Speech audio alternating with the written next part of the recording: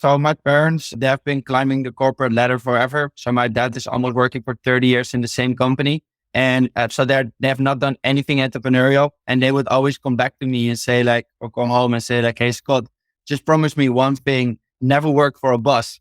And they were telling me this at the age of 8 already. So that I think definitely influenced me from a very young age, that when I was on like family holidays or family birthdays, people would ask me like, hey, Scott, what would you like to become when you're older? And I was like, oh, I want to start my own company. And they would ask me like, okay, but what type of company then? And I'm like, well, I don't know. I'm just being told by my parents that I have to become an entrepreneur. So I think very early on, my parents kind of planted that seed for me. And ever since, I've been very entrepreneurial. That's Scott Vandenberg, founder of Influencer Capital. Influencer Capital gives brands and startups the opportunity to accelerate their growth through influencer marketing. I was super excited to chat with Scott because I had been seeing his content now for some time on LinkedIn and am fascinated about how he is helping influencers get equity deals with startups. We talk about how equity deals work, what it's like being an influencer, and why he thinks the most famous brands in the world won't be companies, but rather individuals. Quick note before we dive in, I recently launched the Innovators Can Laugh podcast media network. It's the first media network that gathers leading marketing and entrepreneurial related podcasts and newsletters under one umbrella, therefore making it easier for SaaS companies to reach large audiences and grow their brand and authority among trusted industry leaders and influencers. You can learn more at innovatorscanlaugh.com. Okay, let's jump into the conversation with Scott. Okay, Scott, welcome to Innovators Can Laugh. How you doing? I'm great. Thank you. Thank you for having me. Yeah, no, I've been really excited about this. I've been seeing your work, your progression on LinkedIn. I think what you're doing is very exciting. I think for the listeners, this is going to be a big treat, especially those of us who consider themselves creators or influencers, because there's a lot of value that they're going to get from this episode. And so we're going to try to pull all of that from you during the next 20, 30 minutes. But before we dive into that, you recently created a new office setup for yourself. So the question is, what is one of the favorite things in your office? Well, I think it's this drink over here. It's called Punk. It's founded by a Victoria's Secret model. And why I like it so much is an alcoholic drink, a hard seltzer that has very low calories. And yeah, I like it so much because obviously as a Victoria's Secret model, you really have to count your calories. So that's why for her, like she cannot drink often alcohol. So she had to find a product that actually fits her lifestyle. And it also tastes amazing. So that's definitely my favorite. Okay. Hey, and you have a reason to connect with her. Have you tried like reaching out to her and just saying, hey, I love your brand here. Have you done a post about her yet on LinkedIn? Yeah, I have. And I'm also in contact with like the operator. So often these brands, they're not like operated by the celebrity, but they have like a CEO who's actually running it. And we've been in contact also about a potential investment in their business as well. Oh, that is so cool. I think that's the coolest thing about what you and I do. Obviously, I get to connect with a lot of interesting startup founders, but you get to connect with, Victoria's Secret's models and some other people that are very, famous and interesting. So who's one of the people that you've actually, researched? Maybe you did a LinkedIn post about an influencer who's gotten some equity for creating their business, jumpstarting their business. Anybody come to mind that, wow, this was a really interesting person. I'm glad I connected with them and spoke to them or met them in person? Yeah. Well, actually, before I answer that question, there's actually also a funny story. So I'm Dutch based in Amsterdam, but like 95% of my business is focused on the US. But as you can imagine, I don't know all the US celebrities, or especially not influencers. Sometimes you get on a call with someone and you didn't do your research before and you just have a good call. And then afterwards you think, let me actually see who that person actually is. And then you open TikTok and you see that these people have like 24 million followers. And you're like, what? 24 million followers? That's more than the Netherlands has its population. So it is, yeah, definitely super excited to be working with these type of people. I work closely with one of the largest Dutch influencer, and he's also shareholder in my company. He's called Kai Gorgos. So I really like to interact with him on a daily basis. So that's a lot more personal. But yeah, I've been also creating content about the brand of Katy Perry, for example. And then the founder of that brand reached out to me and said like, hey, thank you so much for sharing content about this. So yeah, it's definitely been an exciting space. Very cool. So we're going to talk about your background in just a second. And you did used to live in Bucharest at one point. I think you were studying here for a few months. And I'm in Bucharest. I'm not from here. I'm from Texas. But just want to know real quickly, what was your experience like living here? And were there any culture shocks or anything that surprised you about about your stay here in Bucharest? Well, yeah, like obviously, what I really loved was that the weather was a lot better here than in the Netherlands. That was a big plus. The prices were a lot cheaper, so those were like things that I really enjoyed. You did saw some. Maybe I'm wrong, but yeah, like some communistic influence still in Bucharest in comparison to like the Western world where I'm from. So that was definitely something like culturally different for me. I was studying at a university called Team Academy. And in Bucharest, I'm like aware that you cannot really use the word team because it sometimes refers to like the communist time. So definitely some interesting experience that I have there. I have not heard that you can't really use the word team. No one's really pointed that out to me yet. What I found what was strange here when I moved here was that people, actually in all of Europe, people were saying partner. I was with my partner this weekend, and my partner and I did this weekend. And in the States, you generally just refer to your partner if you're in a same sex relationship. And so when I first moved here, I thought, oh, wow, there's a lot of people that are in same sex relationships. And then I found out, no, that's just a general term for like, boyfriend, girlfriend, Yeah. husband, wife. People say partner. I'm like, okay, there's something that's different. Yeah. Yeah. Yeah. Okay. So let's talk about your entrepreneurship background. Now, was there an influence going back, like when you were younger? Was there maybe a parent or somebody that was close to you that kind of gave you that entrepreneurial bug? Like, where did that come from, Scott? Yeah, actually, so my parents, they have been climbing the corporate ladder forever. So my dad is almost working for 30 years in the same company. And so they have not done anything entrepreneurial. And they would always come back to me and say like, or come home and say like, hey, Scott, just promise me one thing, never work for a boss. And they were telling me this at the age of 8 already. So that I think definitely influenced me from a very young age that when I was on like family holidays or family birthdays, people would ask me like, hey, Scott, what would you like to become when you're older? And I was like, oh, I want to start my own company. And they would ask me like, okay, but what type of company then? And I'm like, well, I don't know. I'm just being told by my parents that I have to become an entrepreneur. So I think very early on, my parents kind of planted that seed for me. And ever since I've been very entrepreneurial. It sounds like they're your biggest fan so far, maybe. Yeah. Yeah, definitely. Like I have the best support system. Yeah. Yeah. Well, I think you're also growing a support system online, at least from LinkedIn, at least from what I can tell by a lot of the engagement that I see a lot of people on your posts. And what was your first like entrepreneurial venture as you were growing up? Were there any other companies that you tried, side hustles or any other sort of businesses that you started before Influencer Capital? Yeah, so if you're talking about a non-formal business, I used to trade a lot of Pokemon cards. So I was buying like when I was 12 Pokemon cards and selling them for a lot more. And I really had an eye for like these expensive cards. So I think I made like a couple of thousand euros doing that when I was 12. So it was obviously a lot of money. And I actually should have saved these cards like until today because now they're even like worth more. But my first entrepreneurial venture was when I was 17 and I basically started to sell phone cases with football players on the back, just buying them from China and selling them online. I got influenced by a company that was doing this in the UK. And I was like, hey, why isn't there a company doing that in the Netherlands? And then, you finally find out like, oh, this might be super simple. Let me just put a website together. But then, it becomes a lot harder because you have to do inventory, you have to deal with suppliers, you have to do marketing. I'm a big fan of learning by doing and by just failing a lot of time, having a lot of different entrepreneurial ventures, I got to the point that I'm currently at today. Okay, very, very cool. Quick question on the Pokemon cards. Were you selling these in person or were you doing it online at the age of 12? A little bit of both. So you have a marketplace where people can basically sell their stuff online in the Netherlands. So I was basically buying like a lot of Pokemon cards in wholesale because a lot of people were just like wanted to get rid of everything at once instead of selling these cards individually. But sometimes they didn't see the value of like one card. And then I saw this whole collection and I was like, hey, I will give you 20 euros for this collection. And then there were like thousands of cards. But then I already saw one card that was worth like 500 euros individually. So I was basically buying it in bulk and selling it in individual parts. That's so interesting. I've got some baseball cards from like 20 years ago in comic books that I think are in my mom's closet. And I bet there's a few cards in there, a handful that probably have some value, maybe in the hundreds. So Oh, 100%. Yeah.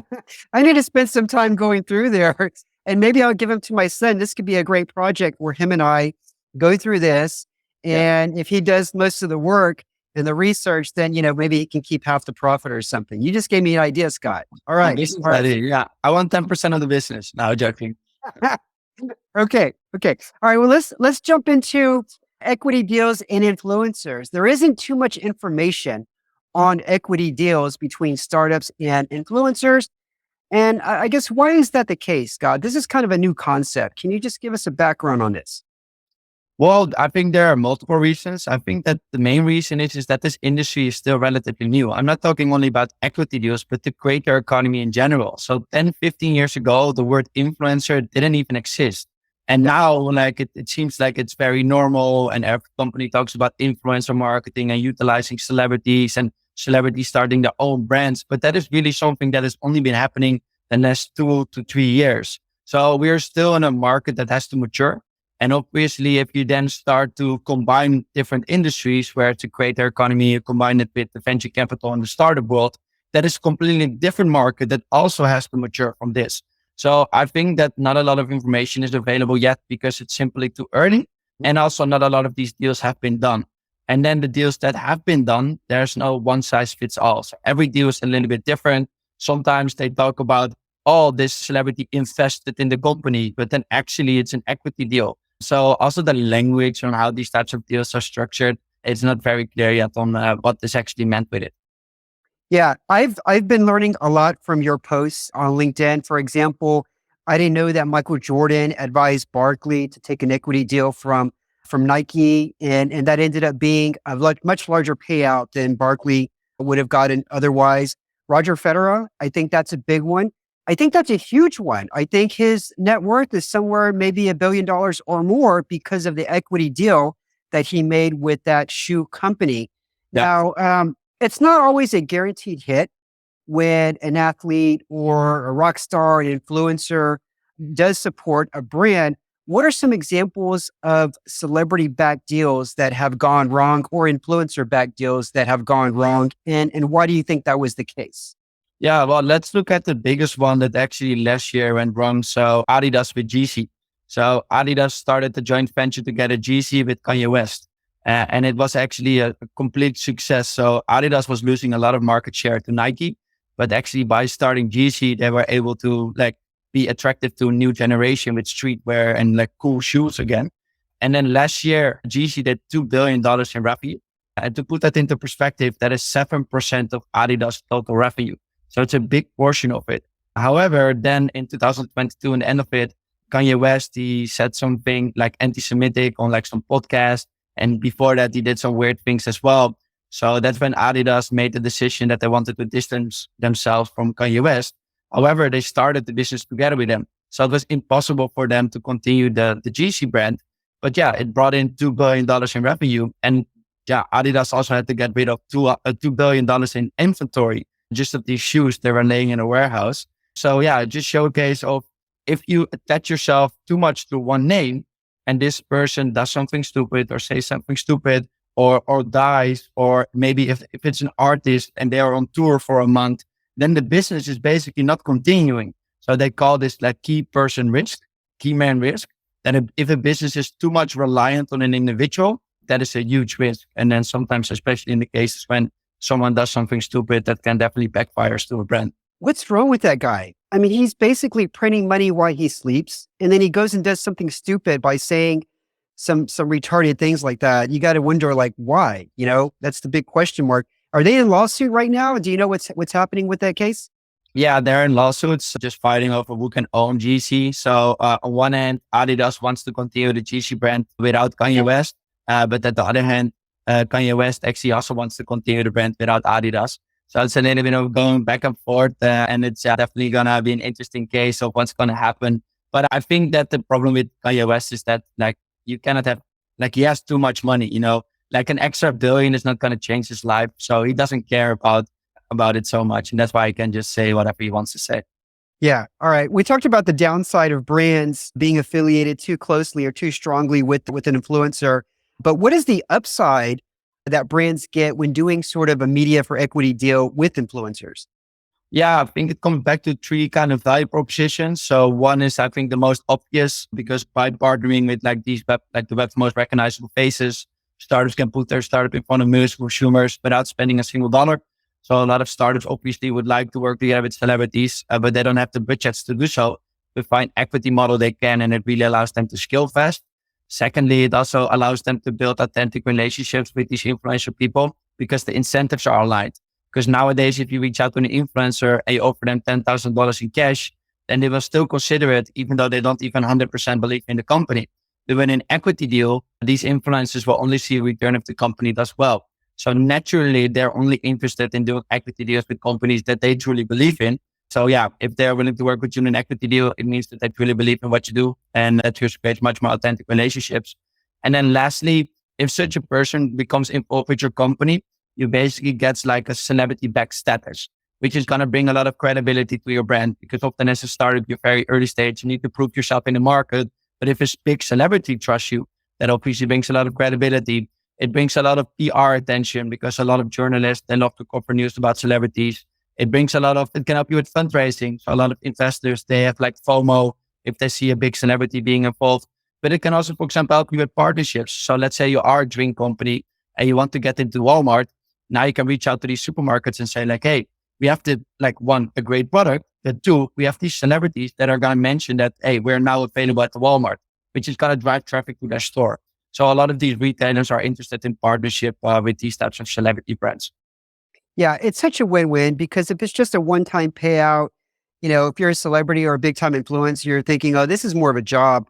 But if you have that equity, that it's a different mindset. It's like, and if you like the product, I think that's the caveat. If you like the product and you don't mind, it's not a job. This is part of, what I'm doing. This is going to benefit me long-term. And I don't have to think about, writing ad copy or coming up with a video idea. I just need to be myself because I like the product. So I think it's a win-win if celebrities and influencers like the product. Let's talk more about influencer capital. So what is it? What service do you provide to influencers or, startups? I mean, tell us more about that. What is it exactly that you're providing, Scott? Yeah, so we basically structure the complete deal. So we kind of operate as an investment fund where we search startups that are willing to do these types of equity deals. Then we kind of perform our due diligence to see if like are good startups. Do we think that has the potential to become like a very big company, a scale and exit potentially? And then once we do that and they want to offer like a good deal to an influencer, then we just talk about, hey, what type of influencers would you like to do an equity deal with? And based on their needs, we basically look in our network of influencers to see who we can mix and match. So yeah, we are basically the organization that is bringing these two parties together. And why that is needed is that you see that both parties don't speak the same language. So if you ask an influencer, what type of equity deal would you like to do? They say like, oh, I would like to have equity in a company like a fashion company or a drink company or a makeup brand. And I'm like, well, but that is not very special, right? Like there are already tens of thousands of other people doing that. So maybe you should look for like a unique company. So these influential people, they don't really have the capabilities to one, understand and perform their due diligence on startup, but two, also speak the same language. So if you talk about them with vesting, or you talk about them with pro rata, or you talk about what type of equity they have, they are like, what? Sorry, what? What did you say? So you really need to do a lot of hand holding with them to explain them how equity works. Yeah, equity works in general. Because 99% of the influencers don't even know that this option is available. And then on the side of the startup, they just have no idea how to talk to these types of influential people. So yeah, we are an organization that's basically bridging the gap. Okay. And I'm assuming that you have some attorneys on staff to understand all the legal jargon and share that or write that in such a way that it is understandable for the influencers. Yeah. So like that is our like grand goal. So yeah, we want to create like the safe note similar to what Y Combinator did for early stage startups to help them with fundraising. We kind of want to create that template for these types of equity deals to just make it very clear and very understandable to both sides what they will get and what they have to do in return. Okay. Okay. Very, very interesting. You said the majority of your focus is in the US, like 95% or something like that. Is there you're just going to stay focused there in North America, or do you eventually want to evolve into Europe or some other places? Well, we launched in the Netherlands because that was just the market that I know best. So it was very easy for me to launch here. But yeah, what you see is that just the most interesting market is the US because these companies can grow into billion-dollar companies. Like, as I said, I'm working with one of the largest Dutch influencers, but he doesn't even have like 1 million followers. Whereas in the United States, if you have 1 million followers, you're considered like, okay, like an okay influencer. So you just see that the potential for like these types of equity deals and the exit potential of startups is just a lot bigger in the United States. So it's the same type of work that I have to do, but the upside is a lot harder, yeah, a lot bigger when I'm working in the US. Let's talk about an average equity deal. So obviously it's great if the influencer, let's say he gets, I don't know, maybe 2, 3, 4, 5% or something stake in a company by partnering with them. But obviously I'm thinking that they've got to produce some sort of results. There's got to be some sort of performance metrics. Maybe they generated X number of sales or something like that. Is that type of language written in the contract that not necessarily they're going to do X number of posts or videos, but how are they tracking the results from the influencer or the attribution? Yeah, it just goes back to creating very clear deliverables. So contractually, you just have to say, okay, what is actually expected from the influencer and what they will get in return. So obviously, it's not that, okay, the startup has to give away 10% and like we will find out if it's going to be successful or not.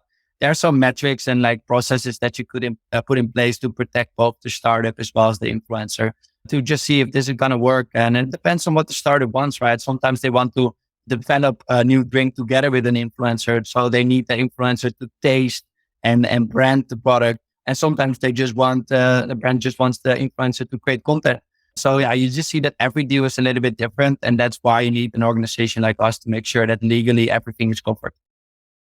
Okay. When you speak to influencers in the US and you're telling them about this new model, what is the reaction and what is like the main question or the number one question they typically have for you, Scott?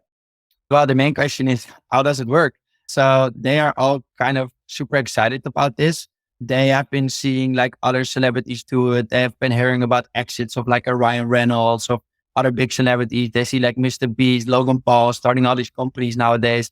And they're like, hey, I actually also need to be in this game, but they have no idea where to get started. So they are super excited that there's an organization like us that can help them with providing these types of equity opportunities. But yeah, like the main question is like, okay, how does it work? Where can I get started? So it's still very basic questions. And then along the way, like, yeah, you have to do a lot of hand holding. Yeah. You're almost like an agent, like a sports agent, but like an influencer agent. Would you say kind of maybe that kind of So fits the model a little yes bit? and no. Like we don't exclusively represent talent. So we kind of work together with a lot of agents that then represent their talents. So I'm like kind of a middleman with like another middleman with like an influence in between. So yeah, it's a very interesting construction. Yeah.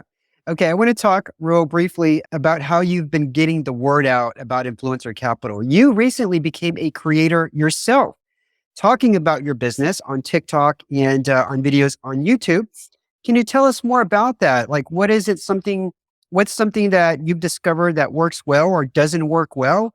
And have you been getting any inquiries from this initiative? And like, what's your process? Are you doing like a video a day or something on TikTok? And just tell us more about that.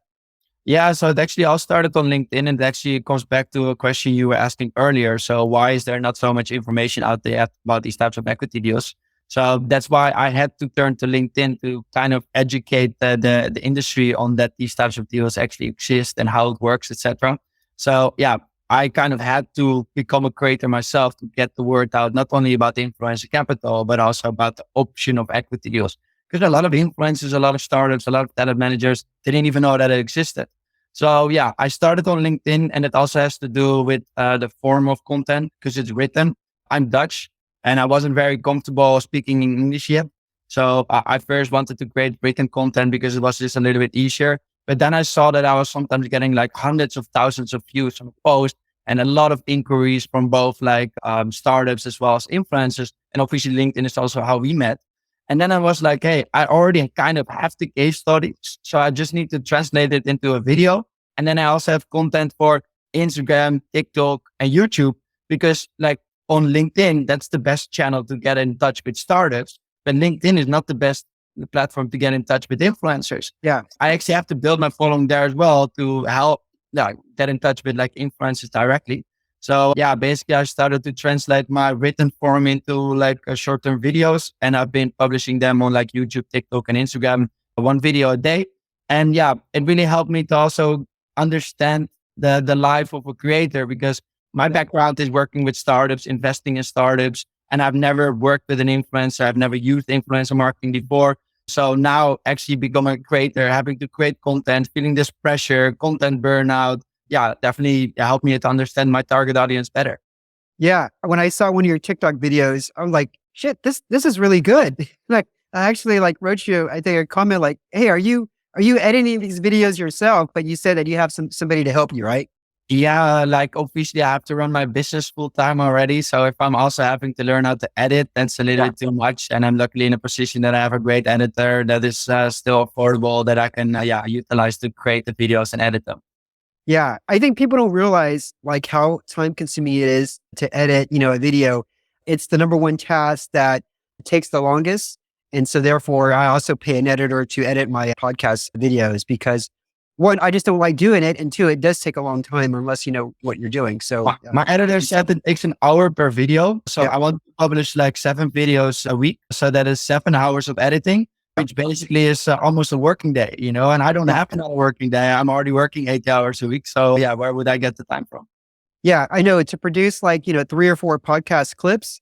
Obviously, there's tools out there like Descript that help the process, but still, I mean, easily 2 or 3 hours to create clips for one podcast episode. It is time consuming. So when I saw your videos, I'm like, man, this guy's killing it. He's growing a business. He's on LinkedIn. Now he's like on TikTok killing it. Right. Okay, obviously you got some help. Okay, so another question for you here. You once said that the most valuable brands of the future are going to be people rather than companies. Can you unpack that a little bit for us, Scott? Yeah, sure. So what you see happening is that the public attention is basically shifting from corporations to individuals. And it also has to do with where the eyeballs are. So 50 years ago, if you would ask someone, what would you like to become when you're like older? And you would ask that to a kid, they would say like, oh, I would like to become an astronaut. Like to become a lawyer. I would like to become a doctor. 20 to 10 years ago, if you would ask the same question, then they would say, I want to become the new Jeff Bezos, Mark Zuckerberg, Bill Gates, Elon Musk. But nowadays, if you ask this, 30% of the kids say, I want to become a YouTuber. And that has to do with public attention, that a lot of these people, they're not looking at TV anymore. They're not following McDonald's on Instagram. They're following individuals like a Ryan Reynolds, like a The Rock, like a Logan Paul on Instagram and want to become similar. And you see that these type of people, they have been branching out from an individual to actually a brand. So let's look at Logan Paul. He's like a podcast host. He is like an influencer. He has his drink company. He's an equity holder in a couple of companies. He's an investor. He's a WWE wrestler. So he becomes a brand. So it's not only like Logan Paul, the vlogger, but it's now a brand. It's similar to like other people like Kevin Hart or The Rock or the Kim Kardashian. They're all expanding from, becoming personal brands, so to say. Yeah, I completely agree with you. I think one of the best things that you can do and start as early as you can is start growing your audience, start growing your personal brand. And it's so true. I asked my niece, I think about 2 years ago, what do you want to be when you grow up? And she was like, well, I want to be famous on Instagram. And I think she was 14 or 15 at the time. And I thought it was one of the silliest things I ever heard. But looking back, I'm like, wow, there's a huge population that really wants to do that. Yep. And people, because they see other people doing it and making a living from it, that it is possible. I think the key is obviously, you got to start early, but learn how to craft, develop your craft, be good at it. And that's how you start growing your following. All right. Now we're going to jump into the rapid fire section here. Scott, give me the first answer that comes to your head based on the questions that I'm going to ask you. The first one, are you ready? Yeah. Okay, the most interesting thing that you did in the past 26 days. Went on family holiday for the first time in 7 years. Where did you go? I went to Greece, Rhodos. All right. All the Romanians go to Greece. I have yet to visit Greece, but it's on my list for next year. You recommend it? Yeah, this was also my first time going to Greece, so I'm the same boat. Okay. Next question. Instead of a fear of failure, you have a fear of blank. What's in the blank? I'm afraid. I'm afraid of heights. Okay. Nothing to be ashamed of. My wife is afraid of heights. Okay. What attractive celebrity would you set your phone's wallpaper to? Madison Bear. Medicine. Who? Madison Bear. Okay. After this, send me a link to this person and I will include it in the show notes because I don't know what this person looks like. Okay. Yeah. All right. How many books have you read in the past 3 months? 0. I used to read a book a week, but I'm now just so focused on execution that I just want to leave the knowledge in the books and want to use it, what I'm actually have in my head instead of getting new knowledge. Good, good, good. I'm a big fan of that. I've got so many books already. I actually just go back and look at the notes that I, made for myself when I read that book. Okay, what's a favorite TV show that you can watch again and again? Suits. Oh, great show. Great show. Love that show. Harvey. Oh man, I used to love the suits and the clothes that they wore in there, but it was just good dialogue. It was just a really good show in general. Yeah. Okay, let's see here. One more question. Okay, before you run for president, you must destroy all your evidence and involvement with blank. That's a good one. I think just about comments that like jokes I made with my friends about other people. Okay, we've all done that. We're all guilty of that. Yeah. And what are you excited about in the next 12 months with Influencer Capital? I'm excited about scaling further in the United States, like doing equity deals, working with celebrities. We're currently also in the process of starting a department via which we can start our own companies together with talents. So not necessarily structuring equity deals with already existing startups, but actually building them ourselves. So yeah, just super excited about keep on scaling. Fantastic, man. All right, Scott, thank you so much for coming on the show. I'm excited to see you. I'll be in Amsterdam next month, so maybe we can meet up. And for those listening, I will include links to Influencer Capital. And where else can people learn more about you, Scott? Yeah, definitely my LinkedIn. That's where I create the most content and I'm the most interacted with. But otherwise, people can always reach out to scott@influencecapital.nl to get in contact. All right. All right. Thank you so much, Scott. Cheers. Thank you for having me. I had a great time chatting with Scott. I learned more about the expectations of brands working with influencers, how Scott approaches content creation himself, and why he believes influencers will be the biggest brands in the future, which I think there is some truth to that. If you want to learn more about Scott, go to influencercapital.com. Links to all of this are in the show notes. Thank you to Scott for being on the show. If you like this episode, send me a note on LinkedIn and subscribe to Apple or Spotify. Also, don't forget, I recently launched the Innovators Can Laugh Podcast Media Network. It's created for and hosted by marketing and startup industry leaders like myself. It's the first media network that gathers marketing-related and entrepreneurial-related podcasts under one umbrella and newsletters. Therefore, it makes it super easy to do a group sponsorship buy with all of us under the umbrella instead of just trying to work individually with an individual podcaster. All right. If you want more information, just go to innovatorscanlaugh.com. See you next week.